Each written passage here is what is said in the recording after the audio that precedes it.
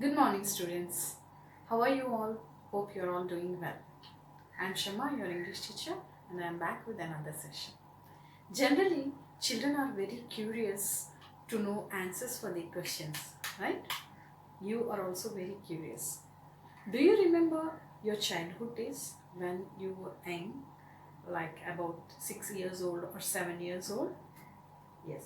Children of that age keep on asking many questions like why do stars appear only in the night? Or why do people get tears when they cry? Or few questions which we don't even find answers. Why do people get sick? Do you remember any such questions which you asked your parents when you were young? Just recall once. The northeast states of India are often called as Seven Sisters of India, comprises of Arunachal Pradesh, Assam, Manipur, Mizoram, Meghalaya, Nagaland, Sikkim and Tripura. Now we are going to start a new lesson named Dad, which was written by Zirsan Kima. Dad is a story adapted from a short story written by Zirsan Kima, an upcoming writer from Manipur. This is the story of a father who loved his son's habit of asking questions and his curious mind. The father teaches his son to be helpful and to treat everyone equally, to forgive and forgive. Coming into the story was narrated by the father. It was mid-September and was Saturday. So he took a siesta. Siesta means afternoon nap. When he woke up, he felt rejuvenated. Rejuvenated means felt more energetic. And he just walked to his window and he could see Hiyang tree, which was so beautiful by the sun rays. And Hiyang tree means an evergreen tree of tea family. And what else he could see is, he could see in his komplong some children were playing. Komplong means the lower part of the house. By seeing those children, his mind was filled with the thoughts of his son, whose birthday was in the same month of September.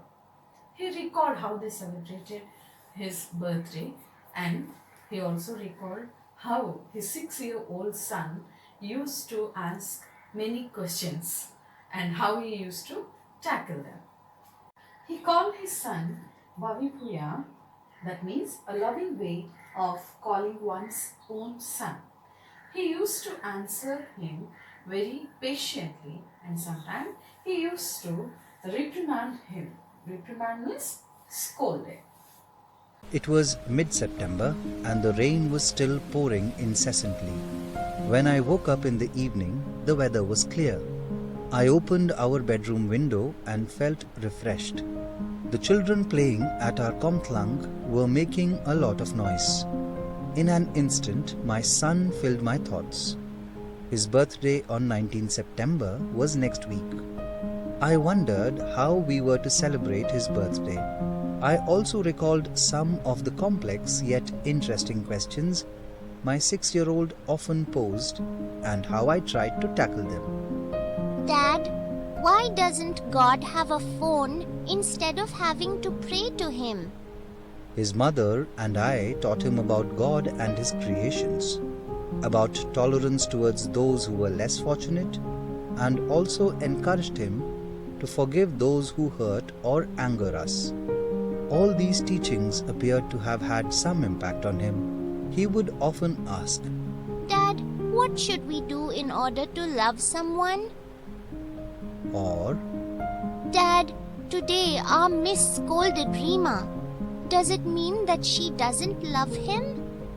I would try my best to explain how we sometimes need to be reprimanded if it is for our own good. I am inexperienced in raising a child. Many times I find it very difficult. However, I know that there is nothing that can make me happier. Sometimes when I think about the questions that Bhavipuya asks me, I feel that he is attempting to find the beauty of life in others. I shall continue the story in the next session. Have a great day, students.